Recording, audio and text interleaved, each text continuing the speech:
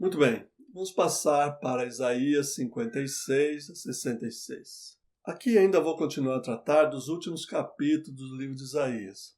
A última parte do livro, que vai do capítulo 56 até o capítulo 66. Vou apresentar rapidamente alguns temas desse bloco literário. Faça a relação deles com o restante do livro.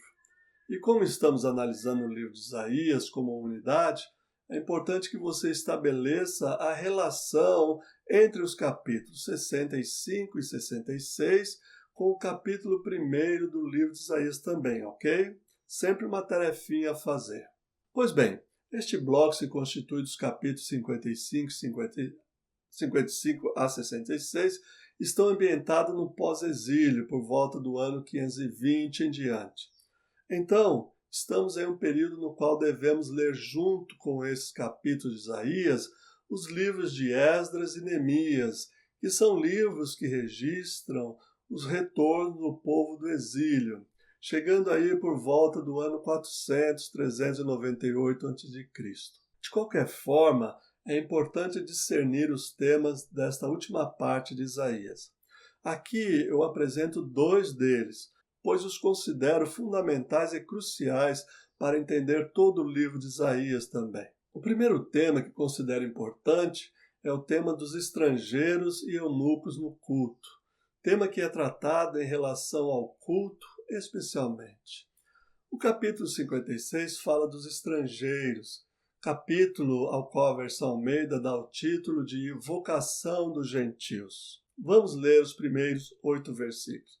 Assim diz o Senhor, mantenha o direito e pratique a justiça, porque a minha salvação está prestes a vir, e a minha justiça está prestes a se manifestar.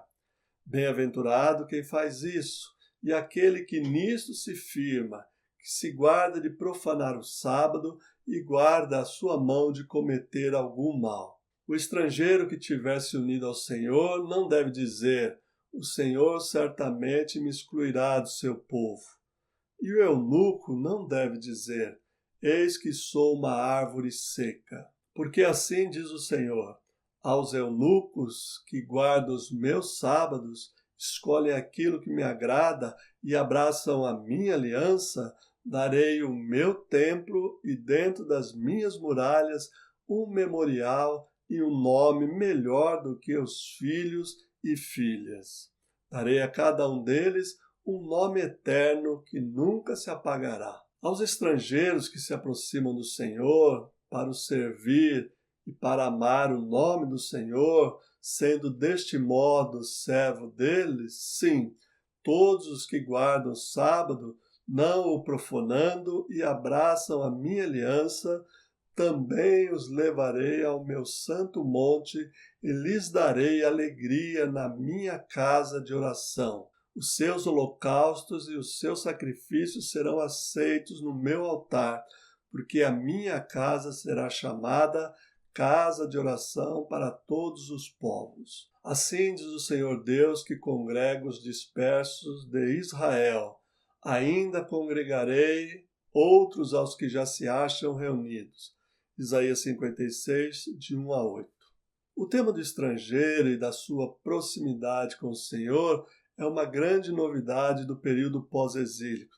Também se trata do eunuco dentro do culto, exercendo funções no culto. Isso é incrível mesmo. Primeiro porque os eunucos, por serem castrados, eram considerados ineptos ou inaptos para o sacerdócio. Da mesma forma, os estrangeiros também não podiam exercer ou fazer a função dos sacerdotes, que era o sacrifício. Essas duas classes de pessoas estavam alijadas, isto é, separadas do culto e da casa do Senhor. Note que a relação com o capítulo 1 de Isaías é bem clara. Lá temos somente judaítas ou israelitas prestando culto no templo. Aqui temos eunucos e estrangeiros. Segundo, os eunucos não podem ter filhos, não podem ter descendência, mas Deus dará um nome a eles. Deus perpetuará o nome dos eunucos e aos estrangeiros Deus dará moradia. E o texto começa justamente pela exortação de manter o juízo e a justiça. Isso já está lá no capítulo 1º do livro de Isaías. Lá se diz que se deve manter e promover o direito e a justiça, especialmente os príncipes. Aqui se coloca a exigência em relação ao estrangeiro e ao eunuco também, porque a casa de Deus não é mais um templo de adoração particular, é um templo que acolhe todos os eunucos e estrangeiros. Todas as pessoas são bem-vindas, pois o templo é uma casa de oração para todos os povos, conforme lemos no verso 7. Veja que não é mais uma casa de sacrifícios, não é mais uma casa de derramamento de sangue, não é mais uma casa de holocaustos, de formalismo religioso como aquele que aparece em Isaías 1. Pelo contrário, o templo é um lugar de contato com Deus, de conversa com Deus, é um lugar de oração. Dá um belo sermão, não dá? Se você ler o livro de Ruth, que pertence a esse contexto também, você vai ver o acolhimento da mulher estrangeira que acaba por entrar na genealogia do rei Davi. Tanto Isaías 56 quanto Ruth estão no meio de uma vigorosa polêmica com os últimos capítulos dos livros de Esdras e Neemias, que são bastante avessos ao acolhimento de estrangeiros no seio do povo do Senhor.